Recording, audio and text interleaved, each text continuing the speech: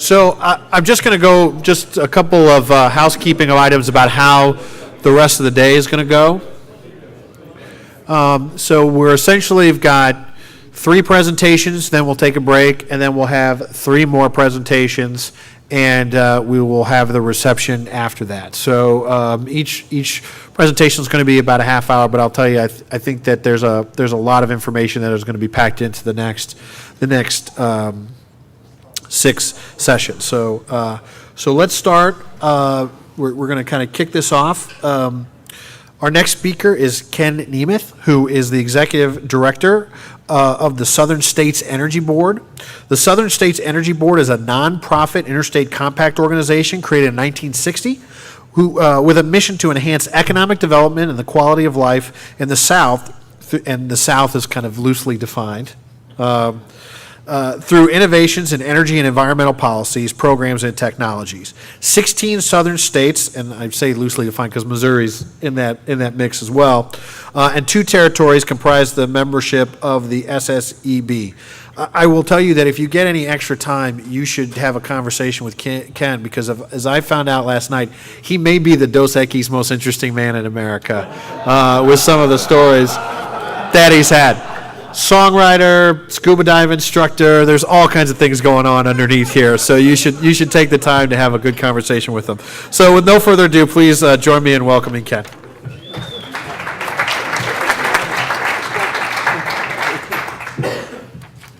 Well, that's not the usual introduction that I get, but I am glad to be here today, and was pleased to be part of the program in Atlanta last fall. And want to thank Ben and Eloise Morgan for the fine job that they do in putting together these Power Experts conferences. It's been great for me, and it's given me a chance to meet a lot of people in the industry throughout the country. And so I'm here today to talk a little bit about what we're doing as an organization.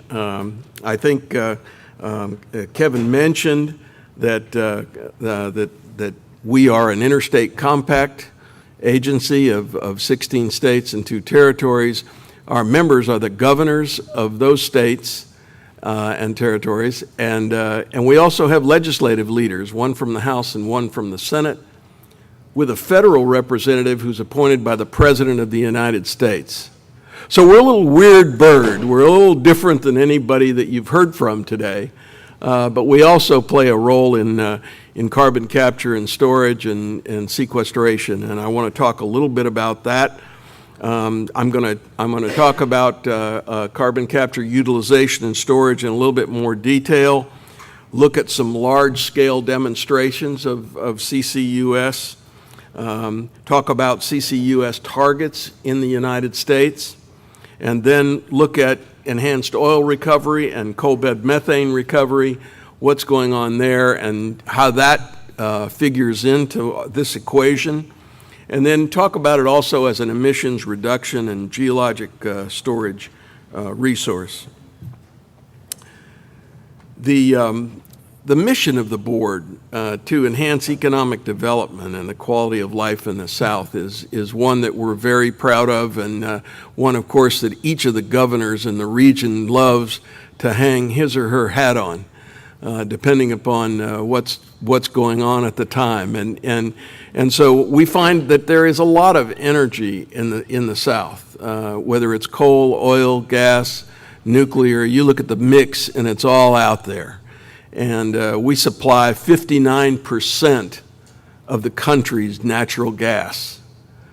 We supply almost 50% of the country's coal resources. And so there's quite a bit of energy and diversity in the region, and we like to keep that moving forward.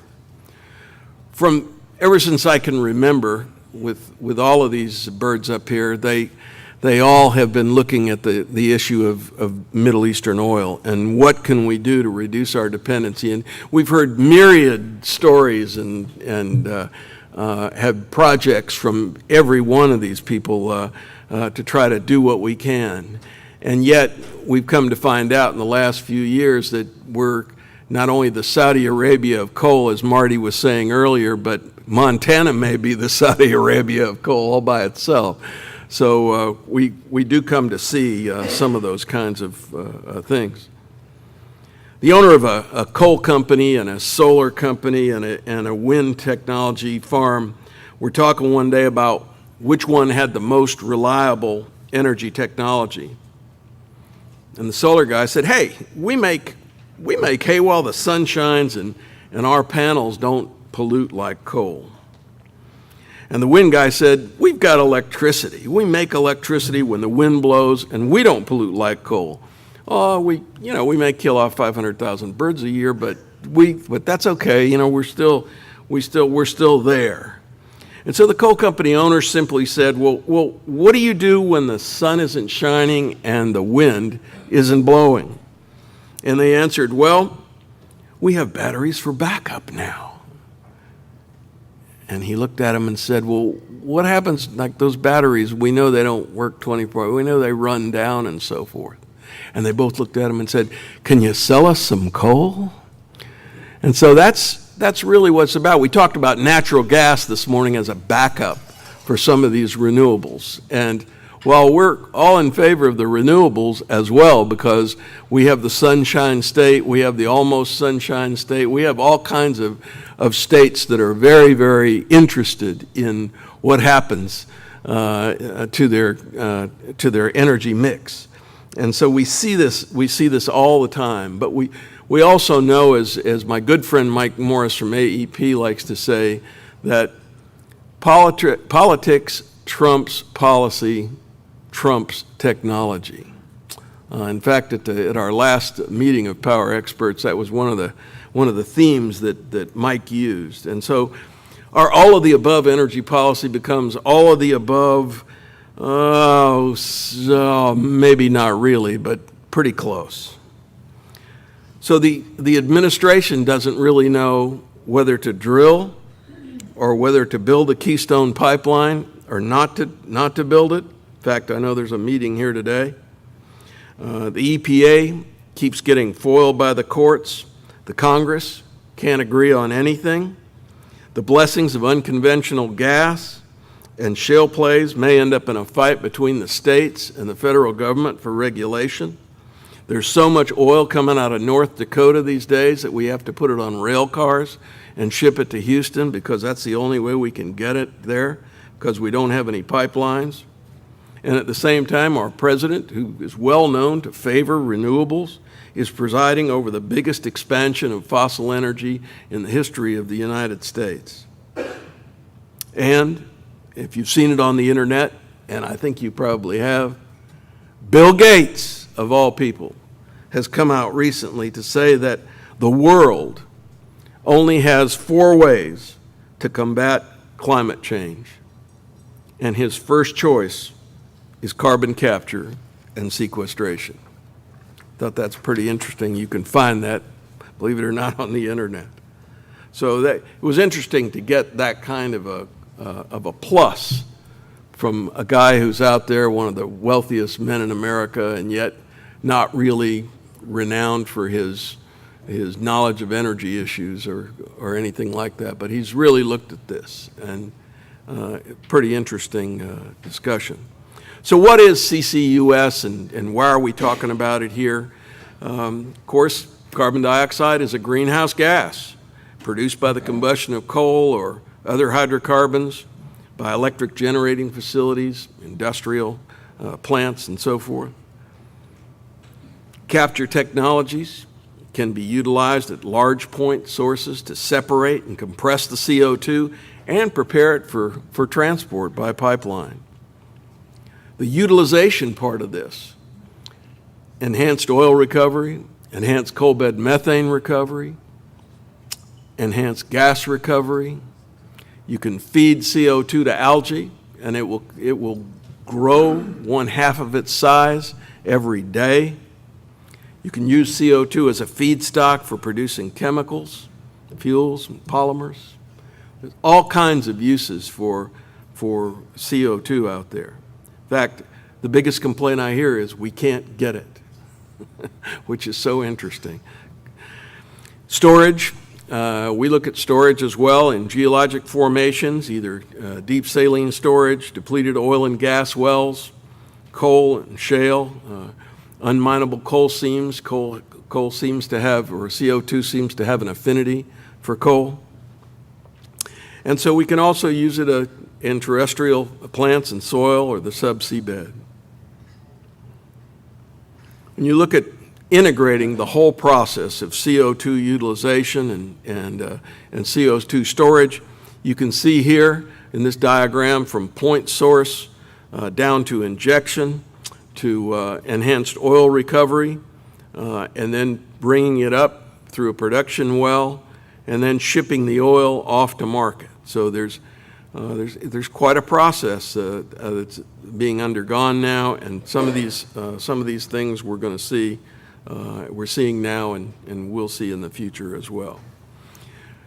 Last session of Congress, Senator Rockefeller introduced the Section 45Q carbon sequestration tax credit. That still has not been brought back in this Congress, but we're early yet, so we could see something along these lines. We know that the Department of Energy's fossil energy budget is going to be reduced by the budget sequestration process. How much, we don't know yet. It's plus up in the House and plus down in the Senate, and so we'll just have to wait and see how they work it out.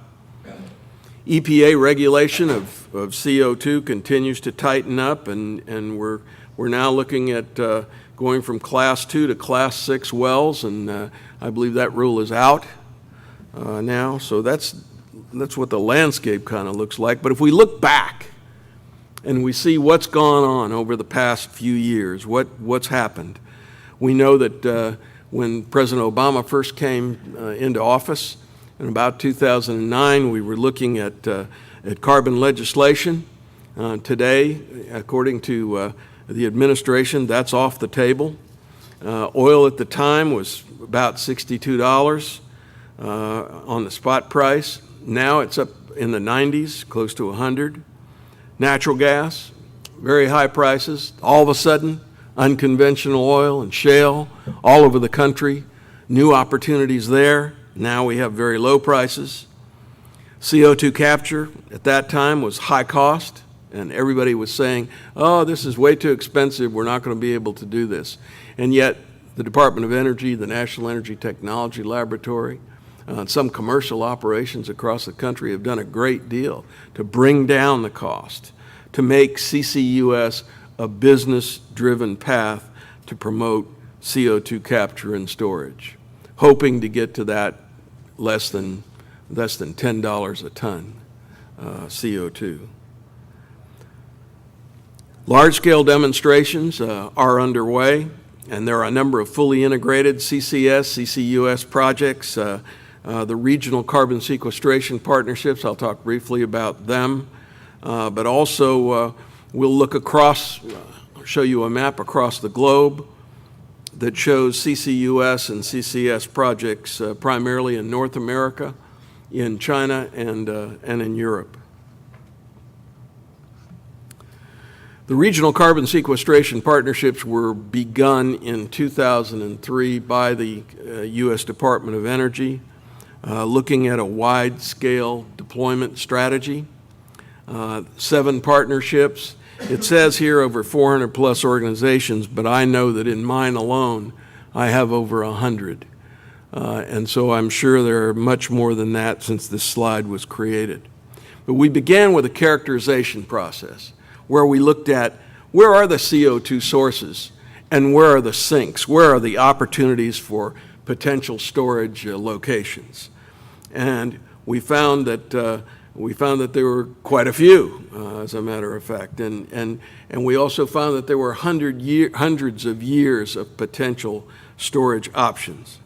We then went to a validation stage, which were basically small-scale injection projects, and we at our project, which is the Southeast Regional Carbon Sequestration Partnership, or SECARB as it's shown here, we're able to do the first injection under a power plant in the United States, and that took place in that great huge metropolis of Escatawpa, Mississippi. But it gave us an opportunity to do small-scale injections, to look at saline formations, depleted oil, and unminable coal seams, basalt, number of these projects undertaken across the United States. Finally, we have now reached the development stage, which is also a 10-year process, where there are 9 large-scale injections, over 1 million tons each, that are going on with commercial scale, trying to reach commercial scale now, looking at the regulatory issues, the ownership, the liability, all those legal problems that tend to get in the way when you're trying to make progress on a technology. And so here's where the projects are as you look at them. Look at the stars, and you see the injection locations, and then some of the validation stage storage projects are in the squares, and finally the CO2 storage projects for geologic storage in the circles. And you can see it's well distributed throughout the country and among the partnerships. 2 partnerships here in the Midwest, as a matter of fact, that are both making significant progress in this developmental phase. Our projects, want to mention them. First, our early test, which is in conjunction with our partner, Denbury Resources, at the Cranfield oil field site, 25 miles outside of Natchez, Tennessee. Denbury's CO2 is being used as a source, and they're also providing the transportation by pipeline, and it's a saline resource that we're using. And then the anthropogenic test, which is a capture technology, and I'll show you a little bit of that at Alabama's and Southern Company's plant Berry in Bucks, Alabama, outside of Mobile, which is the first of its kind as an integrated transportation or an integrated project across the United States. First, Cranfield. We have active surface and subsurface monitoring going on there with soil, gas, groundwater. This project has won a number of international awards for the work that's been done there. We have very strong support from state government, from the governor and the state regulators. We've already monitored 7.5 million tons of injected CO2. 4.2 of that has been stored, and the difference has been the recycled CO2 that has come out of some oil operations that are taking place there. Our anthropogenic test at Citronelle, Alabama. This is a 25 megawatt carbon or CO2 capture unit at Alabama Power or Southern Company's plant Berry as well, that became operational in June of 2011. We built a 12-mile CO2 pipeline that transports CO2 from Plant Berry to the Citronelle Dome, and you can see it on the diagram here. Our CO2 injection began in August of this past year, and we're looking to do at least 100,000 to 300,000 metric tons per year that are injected into the Paluxy Formation at about 9,000 to 10,000 feet for a period of 2 or 3 years. And then we will finish conducting the monitoring after the CO2 injection and then close the site. So basically, CO2 monitored as of the end of April is 139,200 metric tons captured, almost 56,000 metric tons injected and stored. I have to say that we were capturing the CO2 and running this intermittently for 14 months prior to the start of the storage program. So that's the diversity of the two numbers. So then we're also doing the active surface and subsurface monitoring of soil gas and groundwater, using tracer surveys to make that determination as well, looking to see how much we're injecting, where it's going. We know where this stuff is at all times. I think it's been a wonderful project. There are 72 commercial CCS and CCUS projects worldwide out there right now, as I mentioned, primarily in the U.S., Europe, and China. These are large-scale integrated projects that are ongoing, using anthropogenic CO2 and monitoring injected CO2 across the world. And this is also being monitored on a worldwide basis by the Carbon Sequestration Leadership Forum, which meets several times a year. We look at these projects, we can compare them where they go from their identification through evaluation, definition, and finally execution and operation. And you can see that we've lost a couple over the years in terms of the numbers of projects here, but we continue, these continue to be active, and we continue to move forward with them. Now we look at early movers for in anthropogenic carbon capture, but with a focus on the oil area. And I think Marty mentioned this briefly in his slides, but when you look at the oil in place that's technically recoverable, and you look at the bottom line, it's almost 85 billion barrels of oil, quite a significant amount of oil. Again, if oil price and risks justify that investment, you can see that we have it throughout the country in different places. There are currently 119 CO2 EOR projects that provide over 352,000 barrels of oil per day. New CO2 pipelines, the green pipeline down there in Louisiana, which goes across the state from Mississippi to Louisiana over into East Texas, and the Encore pipeline in the upper Midwest are expanding to new oil fields and basins.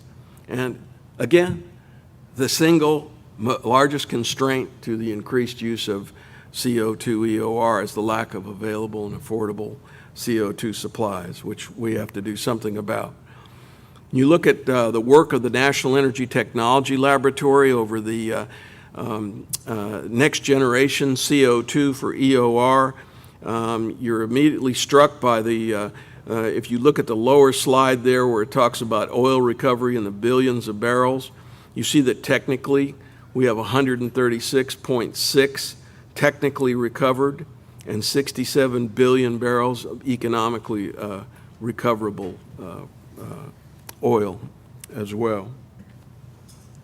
If we link up CO2 supplies with CO2 EOR demand, we can see that up in the east north central region, we have lots of CO2.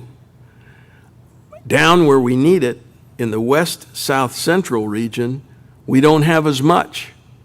And it's there, but the idea of being able to link these two areas up by pipeline has been what has kept all of this from happening.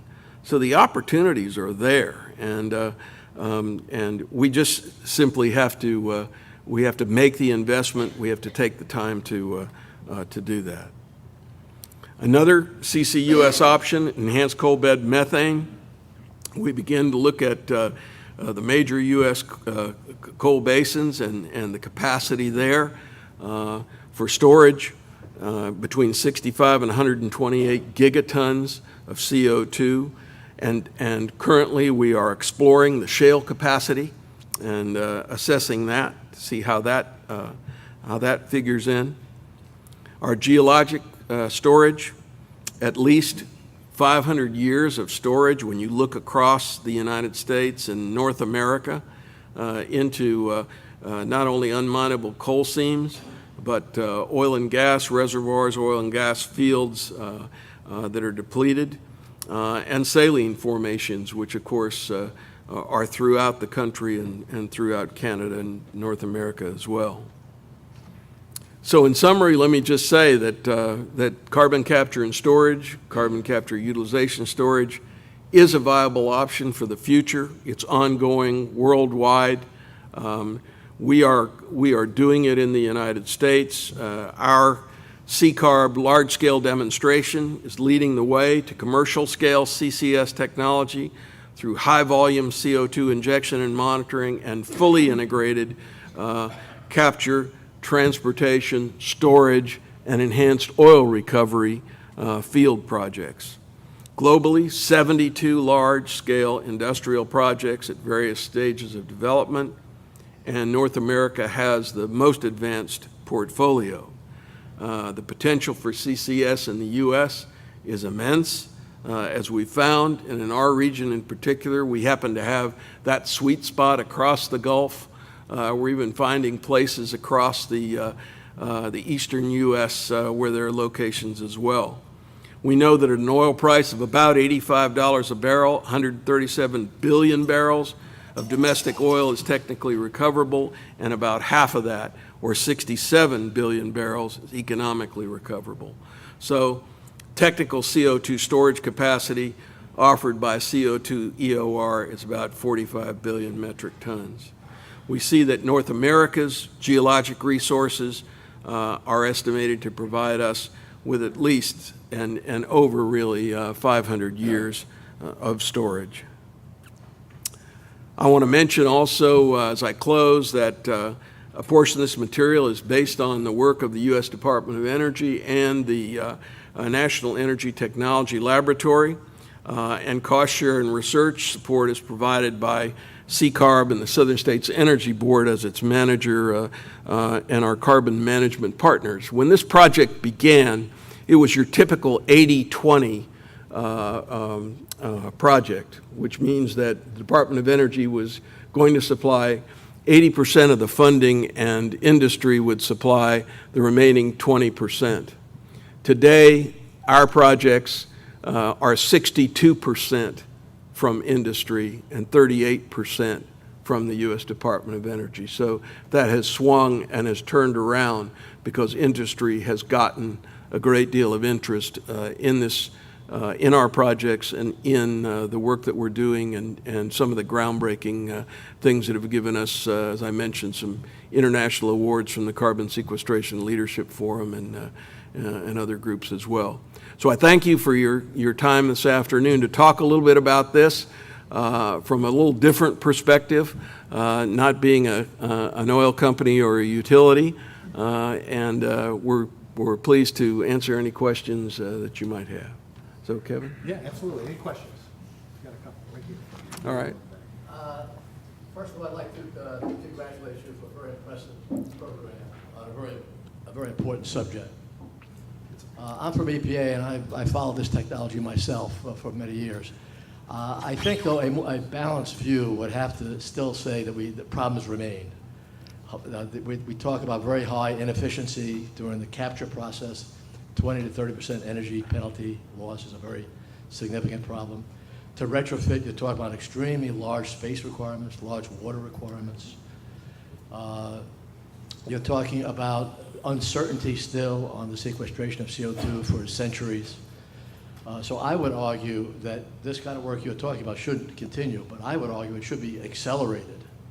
And with additional motivation, a price on carbon or some motivation to get over the hump. This is still a technology at early stages of development with many problems remaining. And I would argue that funding at the federal level is pretty woefully inadequate.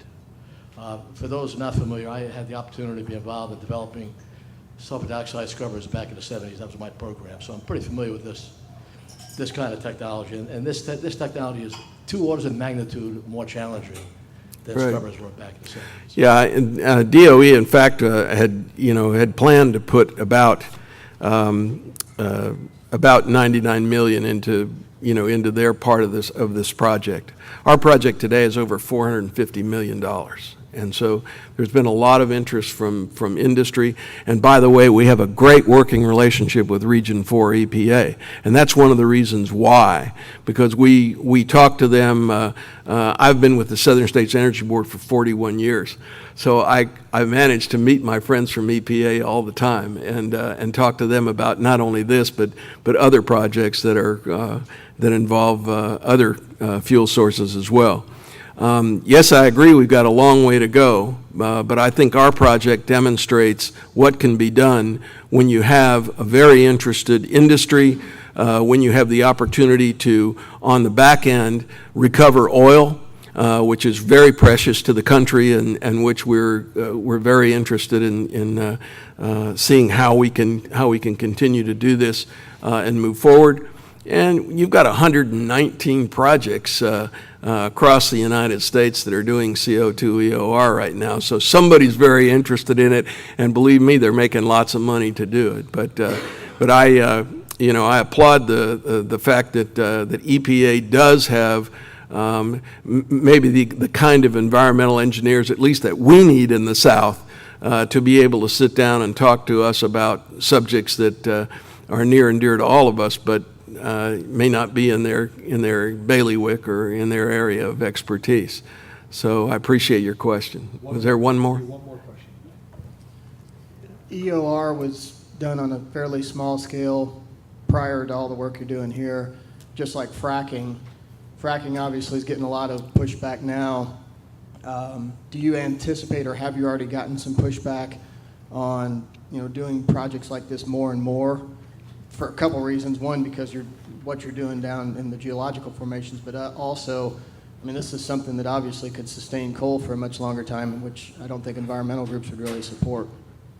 Right. No, I understand that. Well, in terms of the oil industry, they've been doing this for a lot of years, 35, 40 years at least, and so the opportunity to see this begin to change things and really accelerate the opportunities to get more oil out of the ground has been very significant. And you're right, it does have the opportunity to sustain coal for a much longer period of time. Plus, we can we can use those unminable coal seams to store CO2 because it has such an affinity for coal.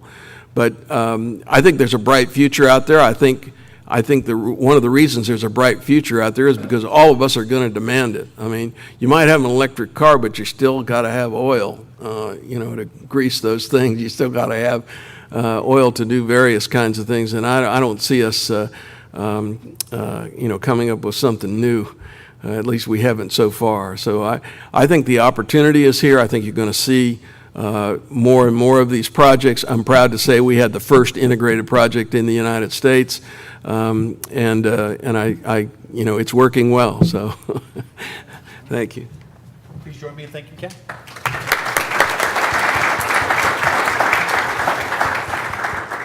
So we already heard once from our next speaker, but we are happy to let him talk a little bit about what they're doing in Austin Energy. And just to give you a little bit more background, Larry began his utility career at, his resume has some of the hardest pronunciations that I've had today. So it's the Snohomish Public Utility District in Washington, then was at the Penn Oriole, Ponderay Public Utility District. I didn't take French, so that's why. And then CEO and General Manager of the Turlock Irrigation District in California until the summer of 2010. He's currently at the Austin Energy, which I told you a little bit about earlier, 420,000 customers, 1.8 million people, and really has a great reputation for innovation and being a leader in clean energy and some of these climate projects. So please, again, welcome Larry Weiss.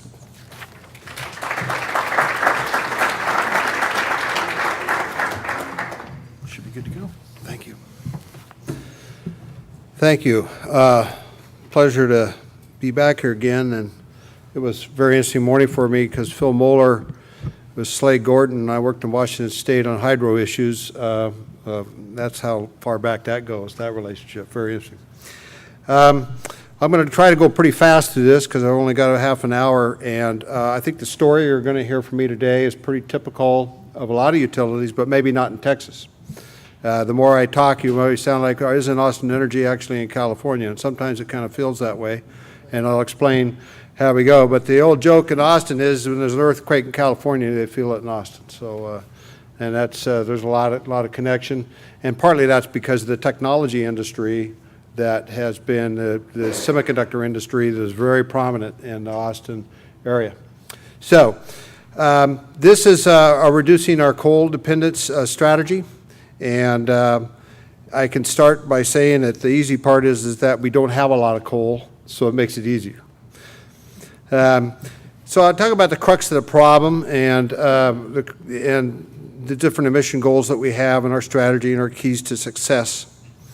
A little bit about us. You can read about it, but one thing I want to point out is that ERCOT is a unique market. For those of you that are operators of utilities, ERCOT is one of the NERC regions, 8 regions. We are not FERC regulated in Texas. That's a unique thing about Texas, except for reliability. And the other thing that's very unique is ERCOT is one single balancing authority, okay? So AE used to balance for ourselves, control area. ERCOT is one. That's one of the most unique parts about ERCOT in fact, North America. That's the only entity like that. Our problem to solve is we've got some generation replacement because we were having a lot of growth. We have aging resources and environmental requirements. And our replacement options are high efficiency gas, renewables, and demand side management, which is what we're doing. Here's a little bit of our generation assets. We have 3,500 megawatts of generation. We have a lot of renewable energy on that, so the wind energy is counted in there. We have a 30 megawatt solar farm that we just put online. This is in date chronology, and then we also have some machines that we've actually taken apart. I know that there's a gentleman I met here today that's working on our removal of the Holly power plant, so very high heat rate steam type units. So we've had more capacity than that. The Decker Power Station is an example of that as well, and that facility is key for us to look at repowering someday with combustion turbines, combined cycle. Let's talk about our coal. We own 50% of units 1 and 2 at the Fayette Power Plant. The Lower Colorado River Authority, which is a state-created agency that does wholesale power supply to cooperatives and other publics in the state, and manages the Colorado River with some hydro, the only hydro, frankly, in Texas. And they are the majority owner and operator, which makes this very unique problem. You can see the stats on for yourself. The 394 million in scrubbers installed in 2012, and that's a big ticket item for us. Our emission goals is where everything starts. We have a goal to be 20% below our 2005 by 2020. The Fayette Power Plant represents approximately 75% of these CO2 emissions. So by doing a sequestration or doing some other option, we've kind of looked at a lot of things, but here's the problem for us is we're a partner in a coal facility. We don't own it outright, and we are not the operator. And the way the contracts are written, pretty much LCRA can determine how they want this to play out for themselves. And so you can see that what we're going to do is we're just going to use the coal facility less to get to our goal. We'll still have some fixed costs and everything else, but we won't be using the coal as much. But will the plant be operating?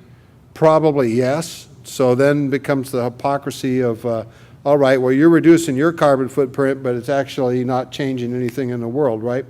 And that's kind of the big discussion that we all should be having, because we're fixing our problems locally or it's getting to our goals locally, but we really have a larger issue that is really worldwide. Our problem to solve is keeping everything affordable, and we're adding so many renewables and our spending and our growth and everything else, we really have to balance this, and this is our balancing equation here, and replacing our coal becomes an attractive option. Now, again, this is in ERCOT, this is in Texas, this might not work everywhere, But the wind energy that we're acquiring, I'll give you some rough numbers. We're doing a wind acquisition right now. The bus bar price is in the high 2 cents for wind, okay? That's pretty competitive. And our solution on this 35% goal is right now we're at 27%, and we still have goals on our rates and everything, and more wind is coming. My favorite area to acquire wind is in the South Texas region, a little bit inland. It comes up in the afternoon, and as you may know, Texas has, I think right now, about 17,000 megawatts of capacity of wind projects right now. It's a lot. The future of PTC price supports and other acquisitions, we're trying to get those wind done now. We're going to do a solar RFP for the fall of 2013. Even though solar has dropped a lot, it isn't even close to the economics and the availability of wind resources. Our generation plan, this is adopted by, ultimately, we're owned by the City of Austin, so ultimately our policymakers are the mayor and council. They don't directly get involved in these issues, daily, but when we bring our issues up before them, the City of Austin itself adopted a climate protection program, and since we're an electric utility that they own, that's how we folded into it. And then out of that came this generation plan to how to meet our goals. So you can see on the coal side, we're going to drop our effective capacity down to 367. We're part owners of South Texas Nuclear Project, and gas facilities that we're going to add. We have a biomass facility that's actually owned by the Southern Company. It's in Nacogdoches, Texas, and it burns wood waste, and that wood waste cannot be created for the purposes of the plant. It has to be a byproduct. And that plant is, again, owned by the Southern Company, and we really appreciate our partnership with them. And then I talked about wind, solar, and where our renewable portfolio is going. This is kind of a busy chart, but this looks at an option of what would happen if either our partners bought us out or we had another party come along that was interested in taking our share of the coal plant off our hands and what we would do to add on to it. So this is a kind of a planning strategy that we have out looking forward out till 2022. And then our energy capacity versus supply. The capacity requirements in the ERCOT market are a challenge right now. I think you've been reading about that. How those markets react, I think frankly, the ERCOT market, particularly for renewable energy, is fabulous. The way that we can move it around, the way it balances, the way we have a nodal market, and I think the ERCOT and the ERCOT operation is among the best there is. And the only problem we have is that we don't have enough capacity built in the ERCOT market. And so it's very tight for independent power producers. For them to go to a bank to get a loan to build a power plant, it's very difficult to forecast the amount of usage they're going to have because Texas summers are cool or extremely hot. It's very difficult to forecast. So anyway, this is our supply and peak requirements. I'm going to be interested to watch this summer, though, because we've had a lot of load kind of sneak up on us, and until we have a really hot week or so, we're really not going to know what our peak is. And there it is on the next page. So we're going to be growing considerably. One of our largest customers is Samsung, and if you have an Apple product, the chip is made in Austin, Texas, and they're talking about really increasing the load on us. So I'm not supposed to say how much, but it's big. Natural gas options, we're looking at purchasing existing resources. I told you earlier this morning we portfolio our gas and our purchases, and we have a robust risk management program and a hedging. And we continue to build our energy efficiency and demand side management programs. They're among the largest in the country and very robust, and but they have to be affordable as well, too. So.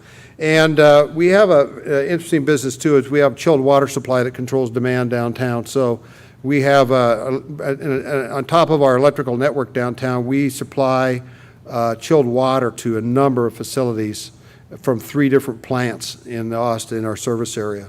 And that's been a very interesting business. And we also have the ability to make ice with it. So we can dump about 80 megawatt hours with that ice making. And we're looking to expand that. Some of our keys to the successful reduction will depend on the affordability of the pricing. I talked about that. And future increases, I have authority not to increase our rates more than 2% a year going forward. But that doesn't mean I need to go back and do a big rate work like we just did. We'll basically put it in our budget and roll it forward. And we have to keep our rates within the lower 50% of Texas overall. So those are kind of the constraints that we have for everything that we just talked about, which makes that coal reduction even more of a challenge. From a national perspective, don't get me wrong, I'm not anti-coal. Certainly in my opinion, it works better in other parts of the country than others. Transportation, for example, is a big issue. And the ability to recover our costs on regulated rates versus the market. So the pace will vary regionally, regardless of the federal requirements, and there's going to be some wild cards, I think, coming forward, and natural gas pricing volatility, which we've touched on today, and rates overhaul needed to address the transitional costs as we move forward in the marketplace. So from my perspective, the coal industry stays strong and robust. The amount of coal energy that's contributed to the national energy picture, I think relatively stays pretty close to where it is, in my opinion. But I think newer plants, newer technologies, like everything else, will need to keep it going. And we need price and regulation certainty. I think if anything I hear from everybody, it's regulatory certainty. Tell me what you want us to do, but tell me and give me about 20 years or 15 years, if we could be so lucky. But give me a few years to do it. So with that, got a little bit for questions, and that's a nice picture of what it looks like in Austin, Texas. And All right. Do we Yeah. have any questions? Quick question on your price for wind. You said about 2 cents a kilowatt hour. Is that capacity and energy cost together? pure energy. Pure energy. What would be your all-in cost? That's what we're buying it for. You're the wind owner. I'm buying it for you for like $30, 3 cents a kilowatt hour. Okay. Not 2 cents, 3 cents. Okay. Upper twos. All right, thank you. Anybody else? Okay. Oh, good. Let me off easy. All right. Thank you. Very much. Please join me in thanking them. If you have never been to Austin, I would recommend you plan a trip as soon as you can. It's a great city, and you can use it an excuse looking at the operations of Austin Energy to get down there and experience some of the other benefits of a great city. So, all right, we are going to move on. Our next speaker is Bruce Braine from AEP. Bruce is Vice President for Strategic Policy Analysis for American Electric Power Services. He focuses on analysis of federal and state energy and environmental policy, as well as analysis and development of long-term environmental and energy strategy for AEP. He has been there since 1997. Prior to that, he was Senior Vice President at ICF Kaiser International, where he directed ICF's $6 million electric utility business consulting unit. He has a bachelor's degree from Brown University and an MBA from Stanford University's Public Management program. Please join me in welcoming Bruce Braine.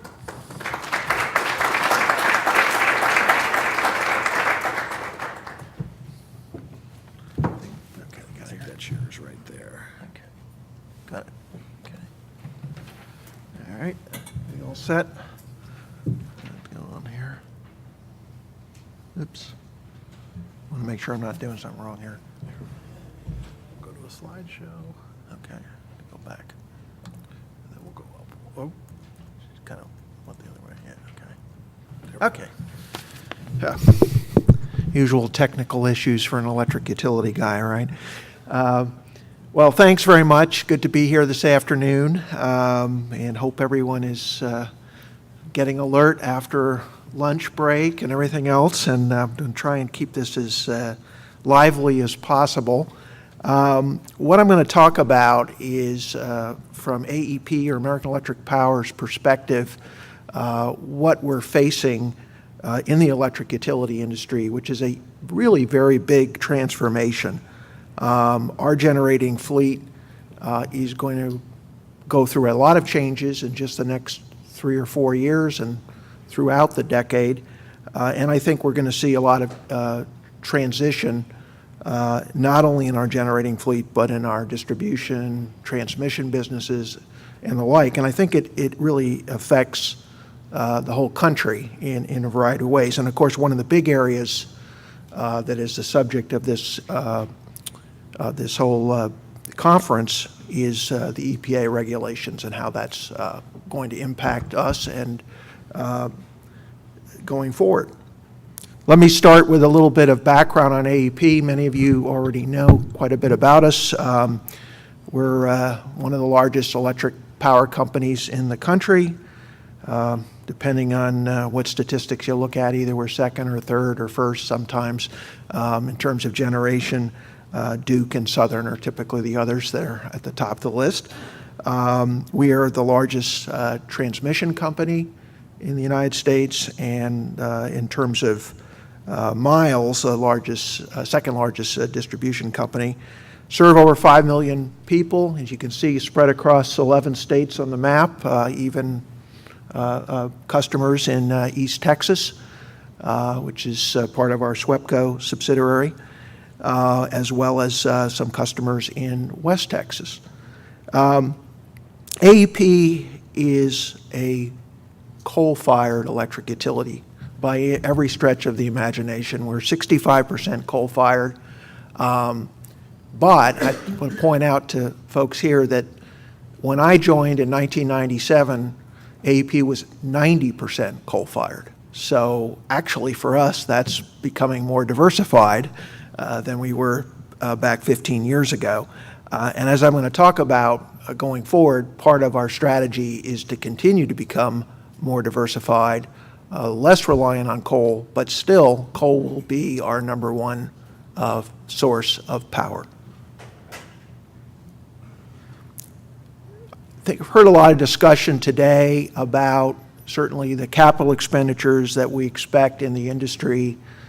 This is for a variety of reasons. It's not just environmental. Environmental is certainly an important part of it. We've got certainly the replacing of aging infrastructure in the transmission and distribution side of our business. There's the potentially upgrading. I often say maybe eventually in some of our territories we can get funding to move forward with smart grid, moving, as I like to call it, from the 19th century distribution system to the 21st century distribution system. But all that's going to cost a lot of money, and the estimates are varied. This is one estimate that came out a couple years ago by the Brattle Group of about $1.5 trillion. So needless to say, we can now talk in the same terms that the federal government talks in terms of money in the trillions. So it's a big deal. And there's a huge evolving regulatory framework that we face, and it impacts all those investments, and it's a big challenge going forward.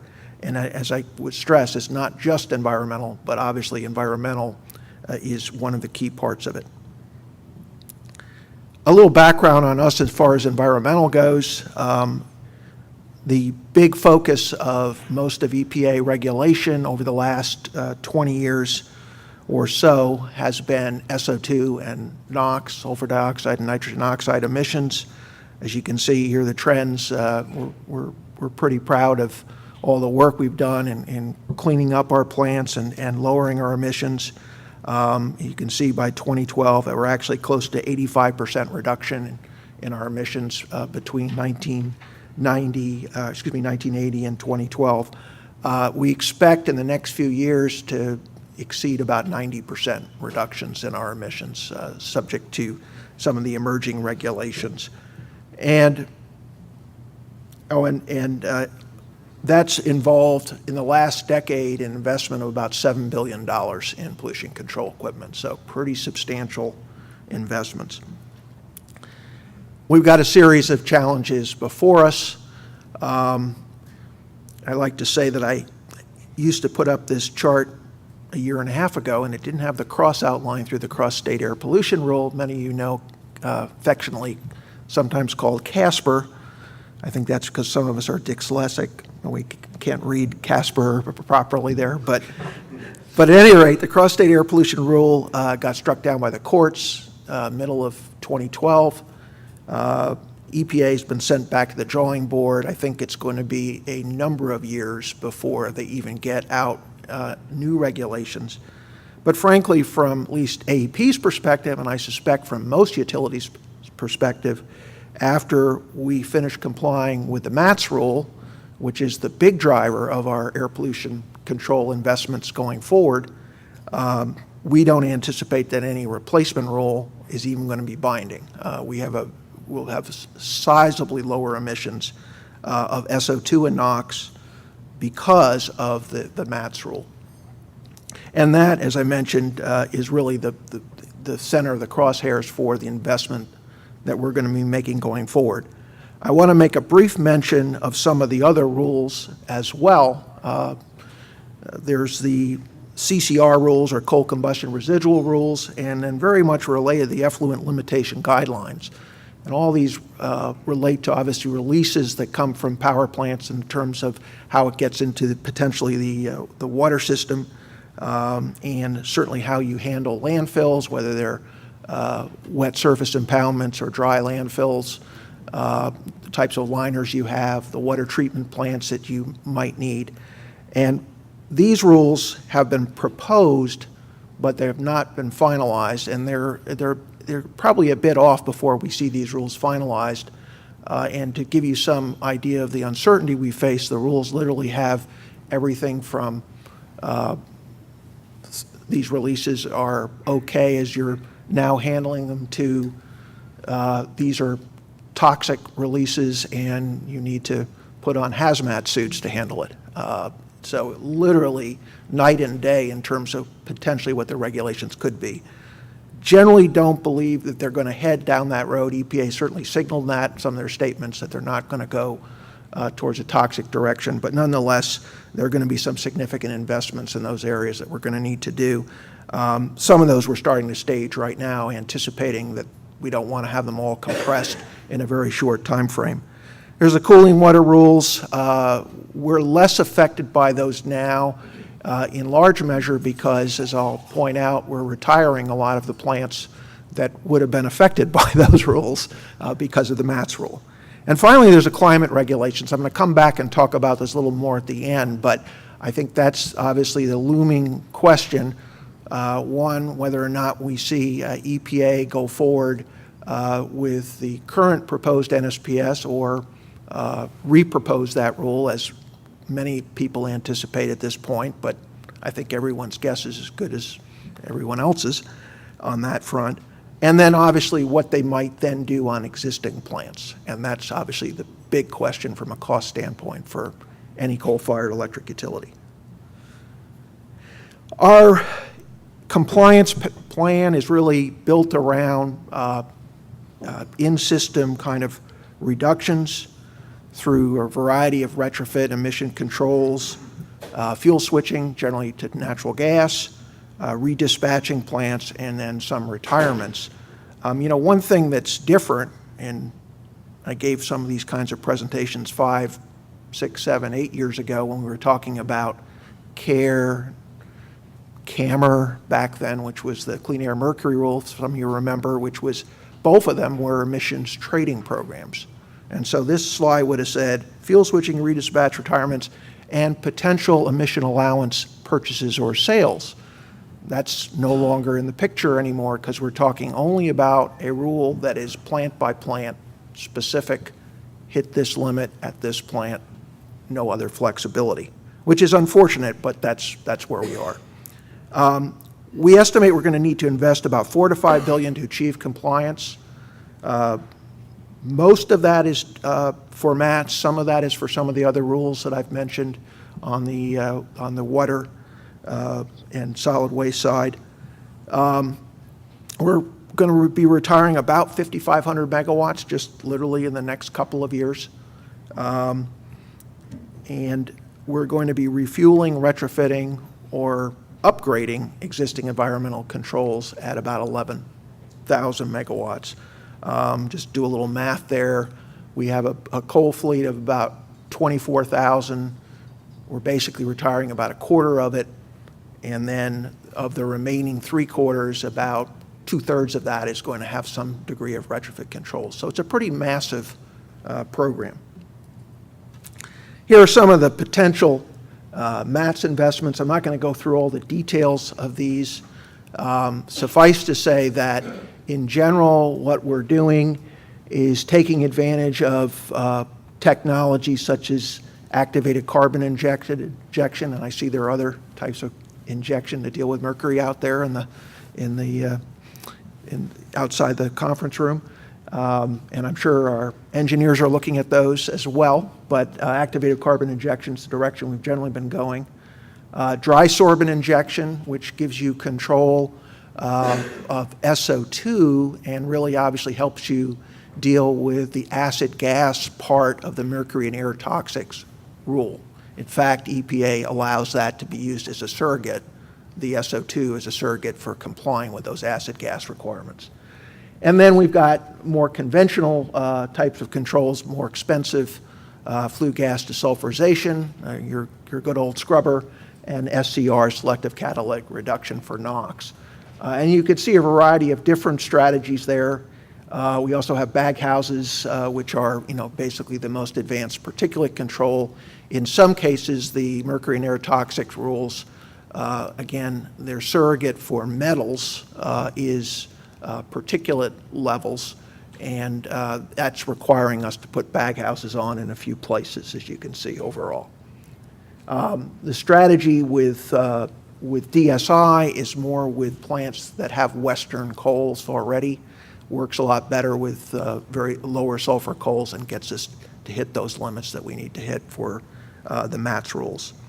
And you can see overall there's a significant strategy to do some conversion of coal plants to gas. So not even just talking about retirements, I'm talking about 1,800 plus megawatts is literally going to turn coal plants into gas plants.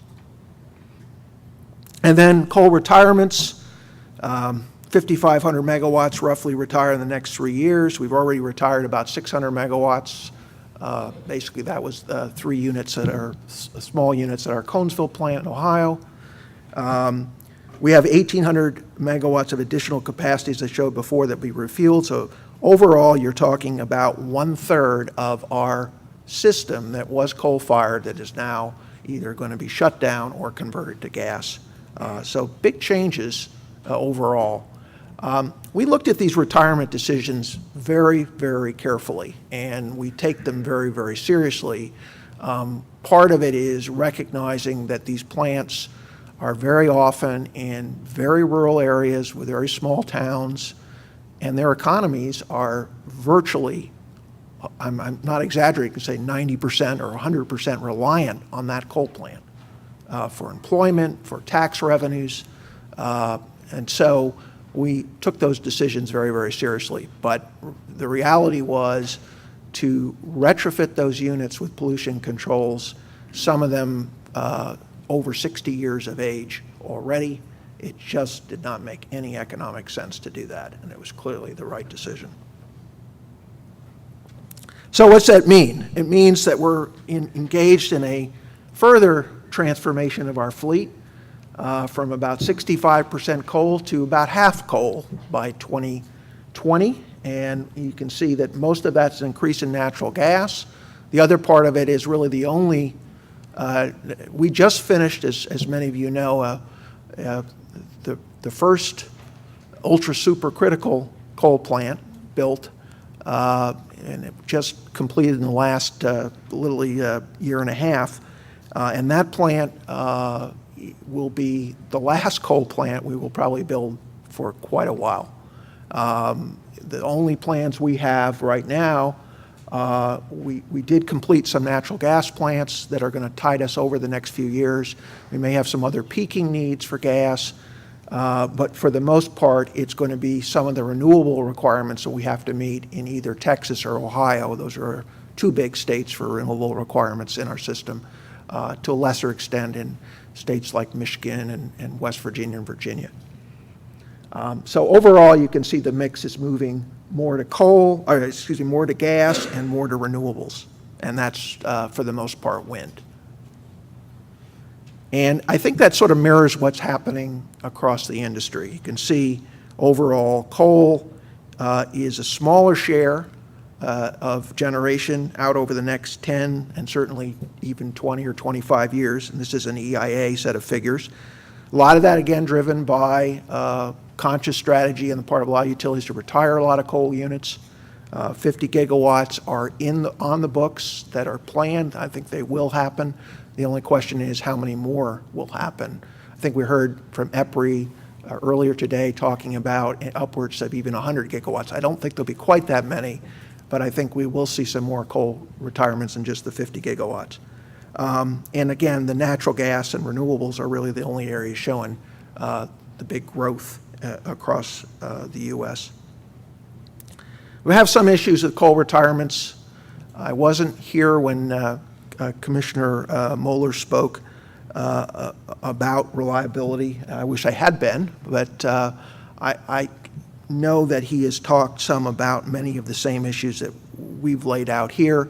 We're not as concerned about reserve margins. It's pretty evident that at least the way the capacity auctions are coming in, like the PJM auction that just came in, that the market seems to feel there's enough capacity and that we've got a fairly low capacity prices.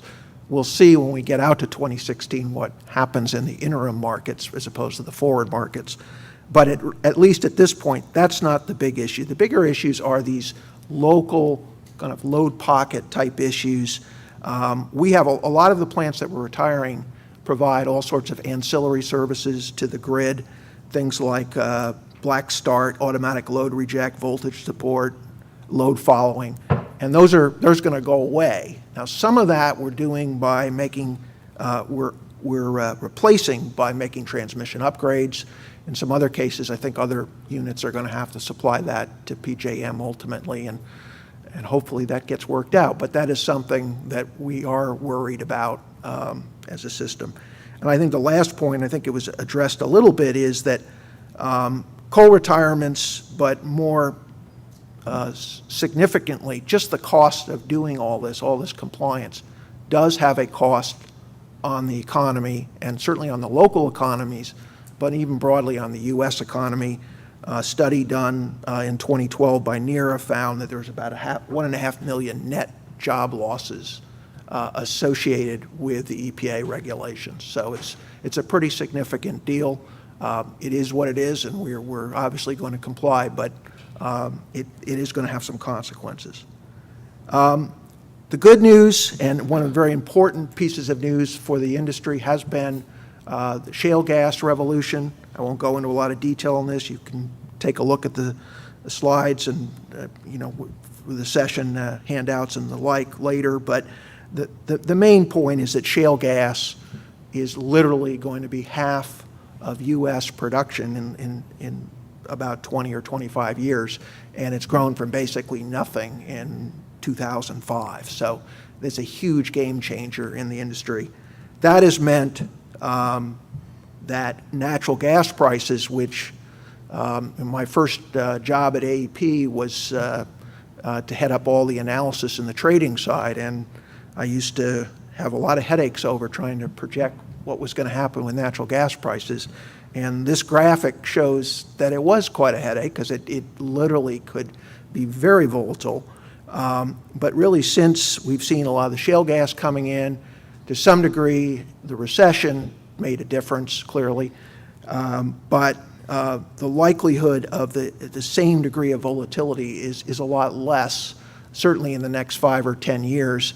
And so that's good news if you're building new capacity, a more viable fuel supply, at least in terms of the price of that fuel that you're going to pay. We've been focusing on fuel diversity in addition to our environmental strategy. In literally the last 10, 12 years, we've added 5,000 megawatts of gas generation, quite a bit, and 2,000 megawatts of renewables.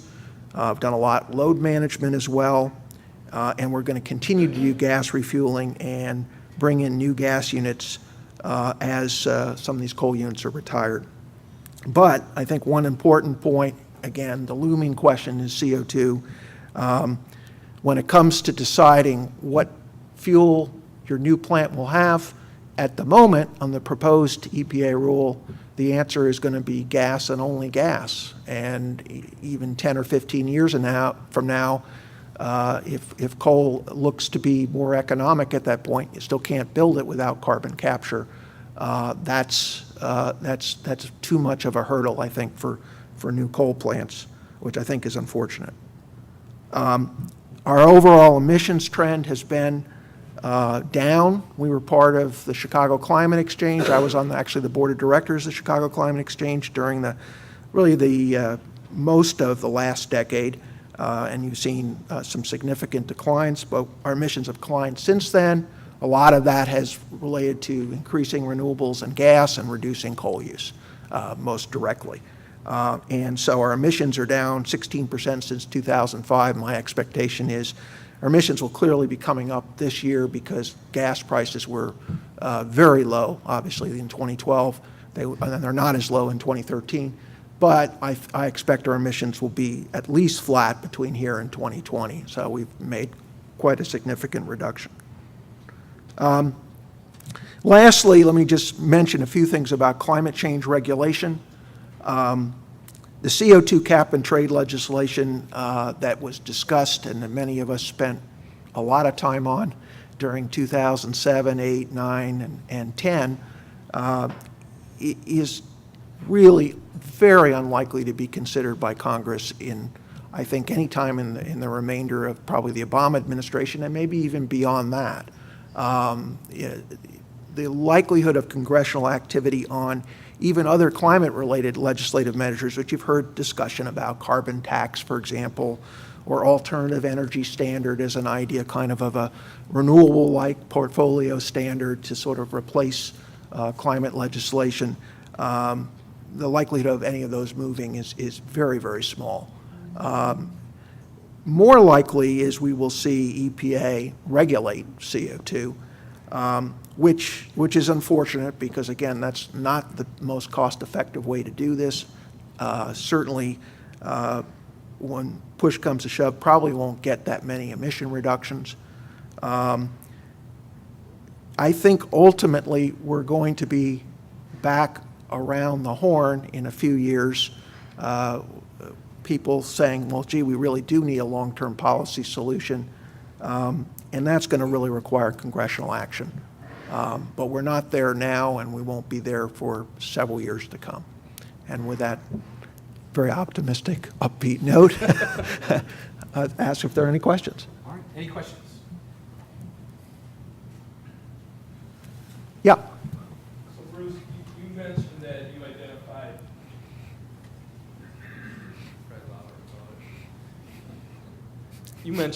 or identified about 11,000 megawatts to be retrofit or refueled, and another 5,000 megawatts retired, mostly driven by MATS. Can you say anything about what AEP's done to get the one-year extensions for any of that? Have you been aggressive for that? Or? Yes, we have. We've been very aggressive on getting the one-year extensions, and that's been critical. Now, getting the additional year beyond that is much more difficult. And I don't know how much you know about the way the rules work, but the one-year extension is really more you just go and ask the states to give you the one-year extension, and most of our states have been more than happy to do that and recognize that it's important to get the equipment completed and the like. That gives you 4 years for compliance. In some cases, we were looking at it and at least originally thought we might need 5 years on a number of units. It turns out we've got 1 or 2 units. We're still trying to get a final 5th year, but that's much more difficult. It involves a process where you actually have to go to EPA and say, well, go out of compliance and then get a special dispensation, and no one wants to go out of compliance in order to get an additional year. I mean, the sort of political, let alone legal costs of that are very high. But we have been very aggressive, and I think for most of our units have gotten the 4th year or the 1-year extension. Yeah. variety of coal-fired boilers that it doesn't, it's small towns. Yeah, yeah. But the cost of installing emission control adequate to comply is too high, it doesn't make sense. Is there some sort of a rule of thumb that had the price per megawatt would go down by 5%, 10%, 15, 20, 25, 30, 40, 50, whatever, it would make sense to continue running the boilers? Yeah, I mean, it certainly could. I mean, I think the big thing is how much capital do you have to put in the plant? And with some of the pollution controls, for example, DSI, you can get away with very low capital investment. The problem was that for most of our units, they were burning local coals, typically mid-sulfur type coals, and they weren't low enough sulfur to use DSI effectively. So that made it sort of a non-starter. There is no rule of thumb I can point to, but recognize that a lot of these units are the least efficient units in our system. We've got units in our system that have 9,000 plus type heat rates. We also have units in our system that have 11,000 heat rates. These are more closer to the 11,000 heat rate variety, 10.5 to 11. That starts to make a big difference in the economics, particularly with gas prices now at this sort of $2 to $4 range, and even today at above $4, a lot of those units have a hard time competing with a combined cycle gas unit on the grid. So if they're not operating a lot, you can't justify a lot of capital in those units. Pushing you to the corner a bit. If it would have been $0 capital investment, obviously you would have expanded, you would not shut down many of the facilities that you have. So just a general feel, you must have had some economical analysis where is Oh, yeah, yeah. even point for the capital expense required compared to the baseline of wet FGD and SCR, because you had. Yeah, I mean, I can tell you that the break even is a lot lower than the cost of an FGD or an SCR. That I can tell you, or a bag house. Does that help? 10, 60%, I mean, just where. I don't know. I mean, it will vary by the units. I mean, some of those units are a lot closer, where a investment of even a small amount is enough to say it doesn't make sense to make that investment. But you will keep them on. We would have kept them on had we not had to make investments in those plants for environmental reasons, because they still have value as capacity, following loads, and the ancillary services they provided, and so that was enough to keep them online. Reality is none of them would probably have lasted more than another 10 or 15 years simply because they were aging. So, hope that helps. Okay. Thanks. Yeah. The slide that you showed, 80% reduction, excuse me, 1980 through 2012. Right. Do you have an idea, is that well above normal or the average for other utilities over that time period? It's above, but it's not a lot above. I think I see Quinn somewhere here. He could probably tell me offhand. I think it's about 70% for SO2 and NOx for the industry, something like that. It's rather than 80%. Ours is more because back in 1980, we had a lot of plants located in Ohio, northern West Virginia. They were burning local coals. Those tended to be higher sulfur coals. So ours is higher because it came from a higher base than other utilities that might be from more mid-sulfur coal range, let's say. And were those primarily, maybe an obvious question, but those reductions over that time period driven by regulation, or were those more efficiency, type? Most of it was regulation. I mean, you really had several things going on. During the 1980s, you had the completion of the SIP process, some of the plant-by-plant limits on SO2. There really wasn't very much on NOx at that point. But then in 1990, you had the Clean Air Act amendments and the acid rain title, which had SO2 and NOx reductions. So then during the 90s, pretty much all of that was driven by the regulations and the amendments. Yep. Is regional haze much of a driver for your system? Yeah, it is in a couple of cases. As you know, in Arkansas, you have Flint Creek, and that's affected by the regional haze rules.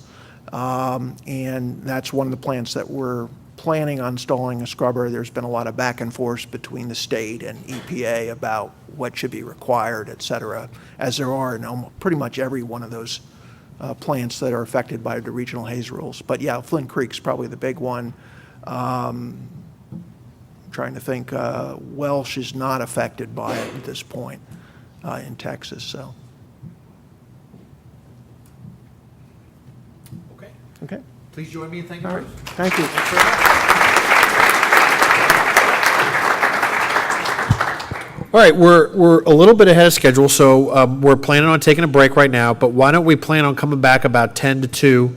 That gives a full half hour. We'll get everybody back in and settled, and then we'll kick off with our last 3 presentations of the day. So take a break. We'll be back at about 10 to 2. Thanks.